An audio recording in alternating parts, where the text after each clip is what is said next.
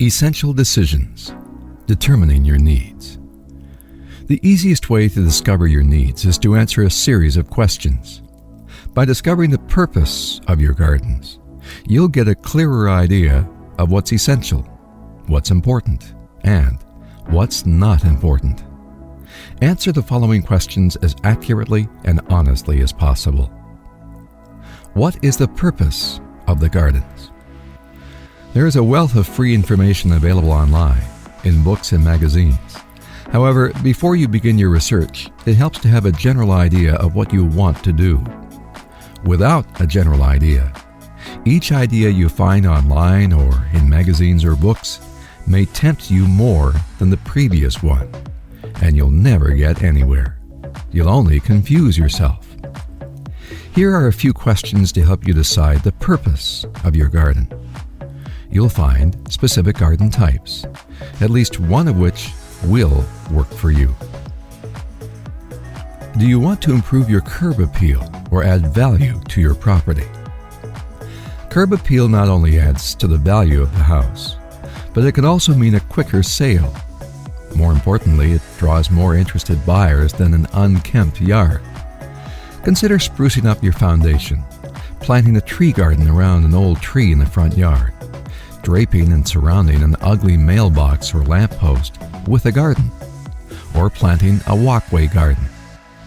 Adding window boxes and planters to surround the front entry can quickly add curb appeal to your house with a minimum of work. Will you enjoy the flowers in the garden, or will you cut most of the flowers for indoor use? If you plant to cut, plant a cutting garden in a less noticeable location. If you plan to cut year-round, you'll want a 4-season garden, incorporating flowering plants and shrubs for all 4 seasons, or at least 3 seasons, into the one garden. Consider a border garden in the backyard, along the back or sides of the property line, or an island garden in an out-of-the-way location, in a larger, odd-shaped yard. Do you want to create privacy or hide an unattractive chain-link fence? Plant a garden along your property lines for natural privacy. You don't need to resort to a 10-foot hedge to enjoy privacy in the backyard. Cultivating a natural area with tall ornamental grasses not only adds privacy, but may deter intruders. Who wants to wade through 4-foot grass when there are easier entries elsewhere? Do you have an eyesore that you want to hide? Sometimes it's only a matter of adding a fast-growing flowering shrub to camouflage those garbage cans. Do you want to attract wildlife?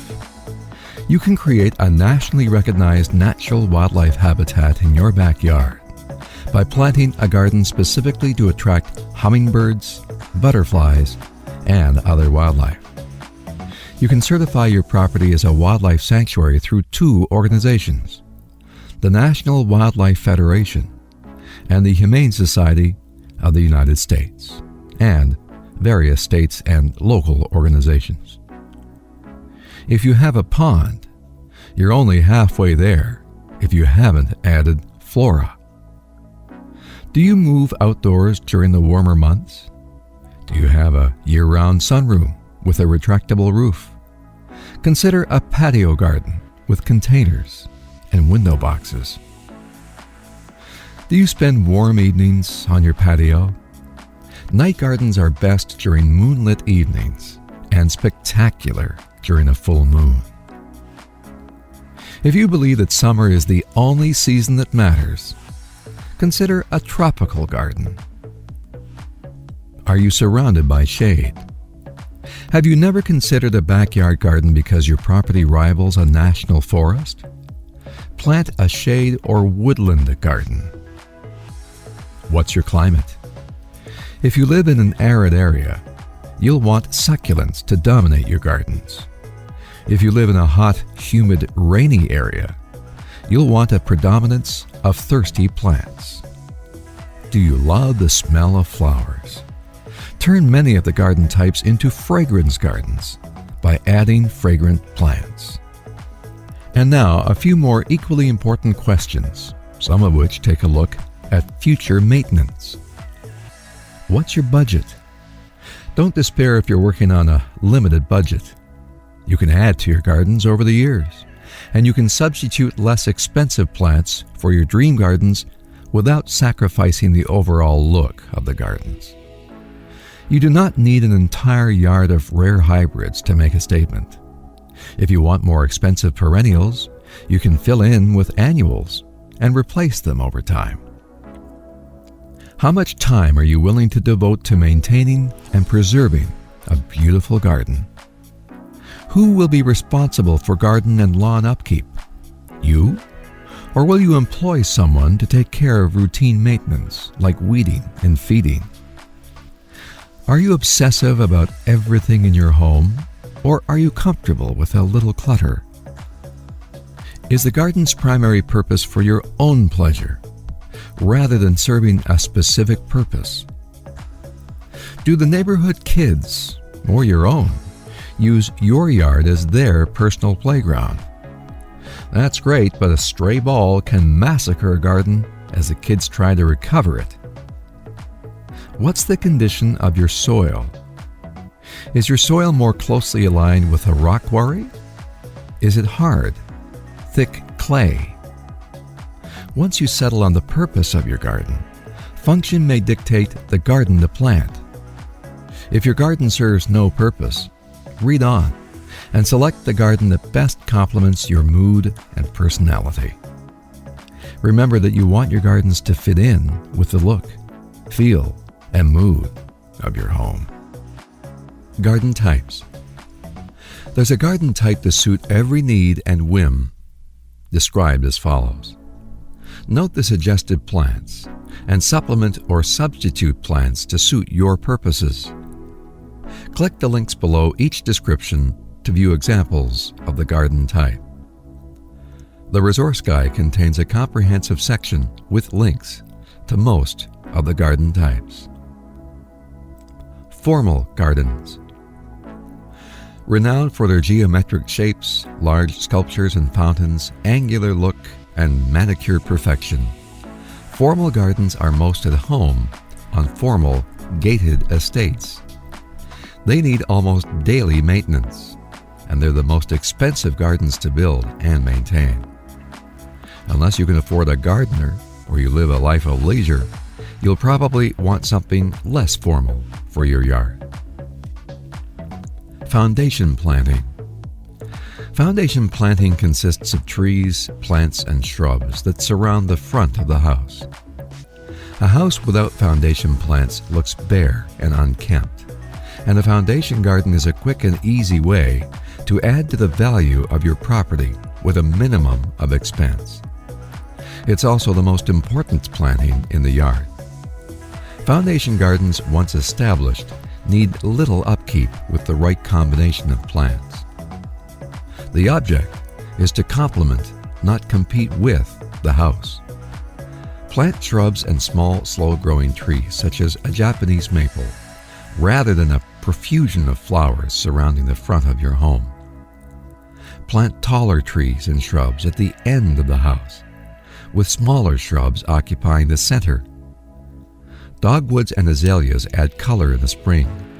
Nandinas add a fiery red during fall and early winter. Hydrangeas add color during the summer.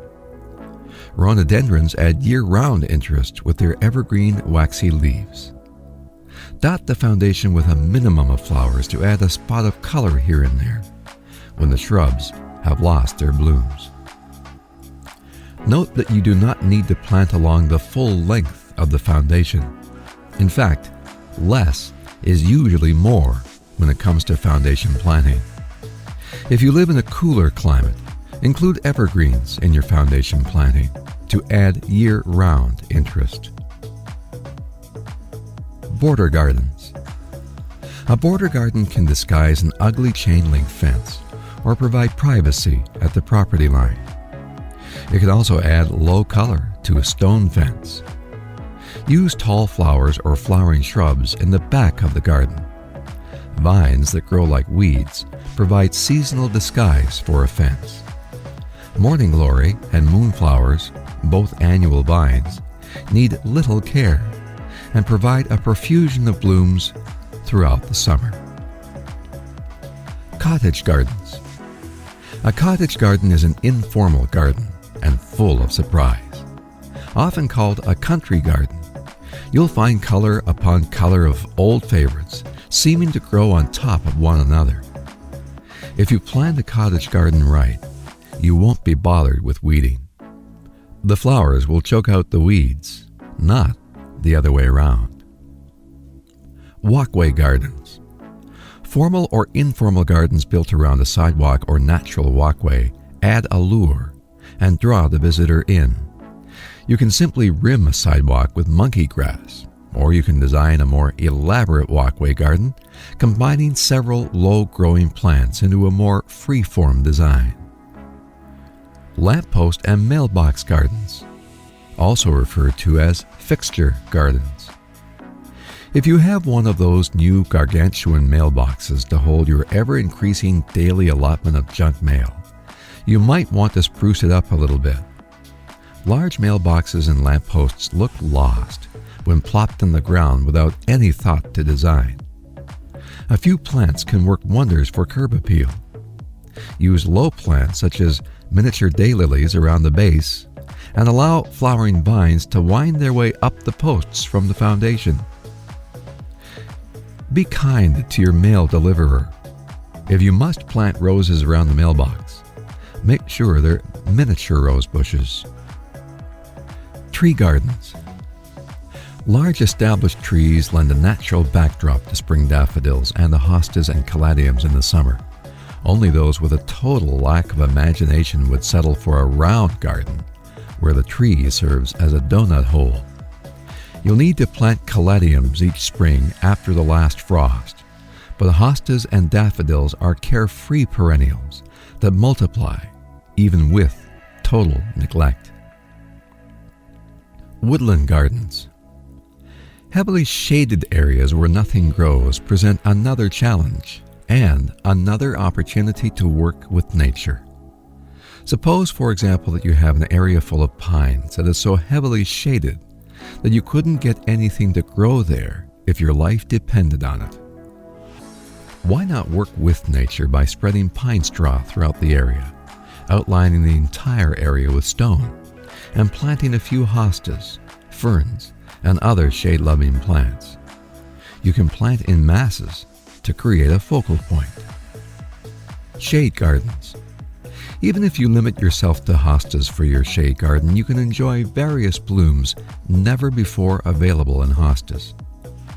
Recent hybrids have produced giant white flowers with double petals, an amazing range of delicate pastel hues, and a longer blooming season than ever before. Add a few carefree ferns to create an instant, maintenance-free shade garden. Rock gardens. If your terrain slopes and is full of rocks, work with nature to create splashes of color among the rocks. Think of the fauna as accent pieces. You can quickly turn an eyesore into a work of beauty with just a few well-placed plants. Rocky areas are a gift. They provide the backdrop or the palette, and all you have to do is fill in the blanks. Ponds and water gardens. A pond without floating water lilies and other plants is only half-baked. Today's water lilies are carefree, and they add drama with their splash of color and grace with their floating petals. You'll want to use special plants and soil for your pond. Otherwise, you can destroy the friendly environs and pH balance of the water. Plan to landscape the surrounding area, even if you don't want to include water plants. Container gardens. Use containers to populate your patio, terrace, or pool area.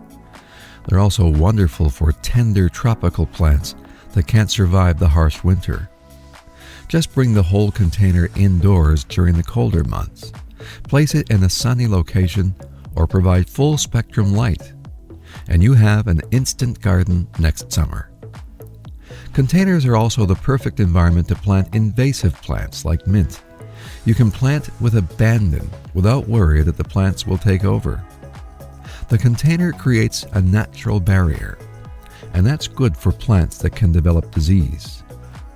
You can contain the disease through the container's natural barrier.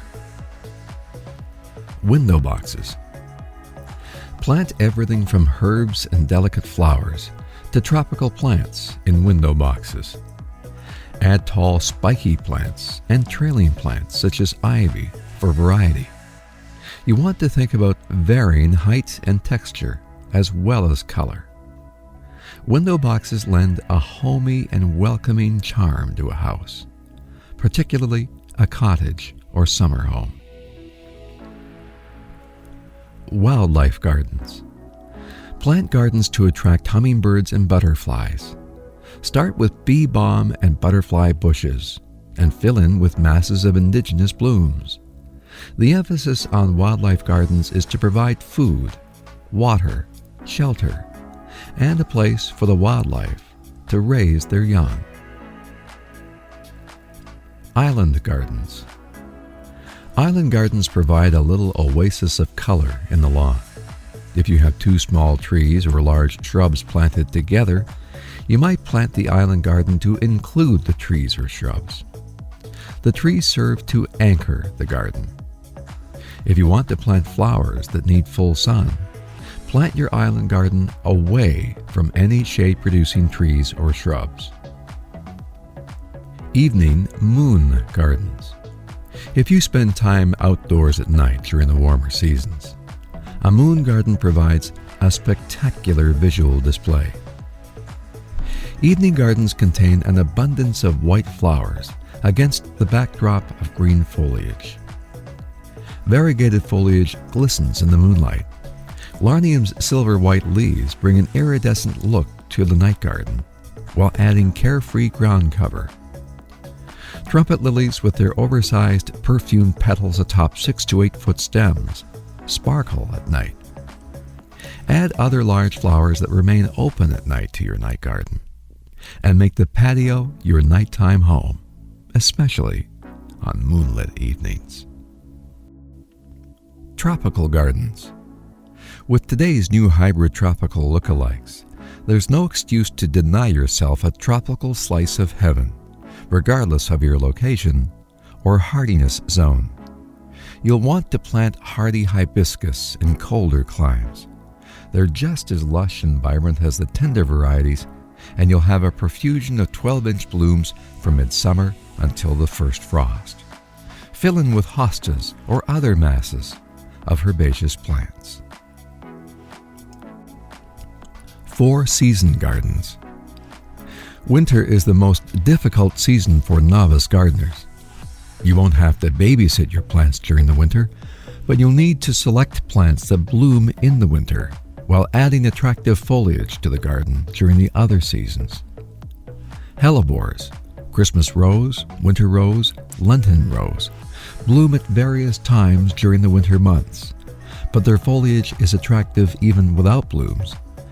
Their size and habit are attractive additions to most types of gardens. Their only liability is their dislike for transplantation. Find a spot for them and live with it. Otherwise, you risk irritating them into a few non-blooming seasons. Once they bloom, they are profuse bloomers, and their blooms range from white and pink to purple and green.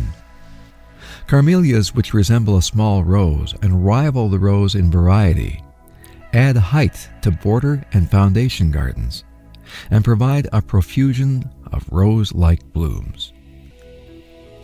Cutting gardens. What cutting gardens lack in curb appeal, they add to your home decor. To gain maximum enjoyment from your cutting garden, plant it in an out-of-the-way location and rate it with total abandon. Plant a combination of perennial and annual plants, showy and delicate blossoms, fragrant and plants without fragrance. You can plant the flowers closer together in a cutting garden to maximize your crop each year.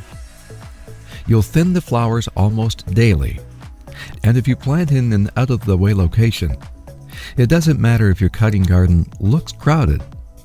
The more you cut, the more your flowers will bloom, except for gladiolas, lilies, daffodils, and other plants that produce a fixed amount of blooms or stalks per bulb each year.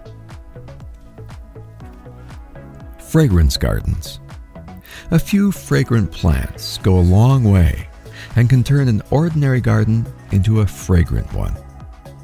Be careful not to go overboard with fragrant plants, because what you may find pleasingly fragrant, your guests may find offensive or downright nauseating. Subtle is the key word when planning a fragrant garden. Consider a few additions such as petunia, tuberose, hyacinth, lavender, gardenia, jasmine, and moonflower. Vegetable gardens. You can grow your own vine-ripened vegetables in your backyard. Vegetables grow nicely in a small plot, a raised bed, or even in containers right outside your kitchen door. Unless you live in the country surrounded by a lot of acreage, or your house is not visible from the road, it's best to tend to your vegetables in the backyard. Just because you're growing vegetables doesn't mean the garden has to be boring. You can plant a short border to surround the garden, and you can work with the colors, textures, and heights of the vegetables to add visual interest to the garden. Herb gardens. Herbs are easy to grow and a welcome addition to every savory dish. Fresh herbs are also expensive to buy, making a gallon of gas look like a bargain. Fortunately, they're inexpensive to grow, and you can start them from seed or plant immature plants. However you start them, you'll enjoy them in the kitchen in a matter of weeks. If you only need a small quantity of herbs and you're growing them strictly for cooking, plant them in containers outside the kitchen door. But why stop there? Add interest to border gardens by using herbs as companion plants.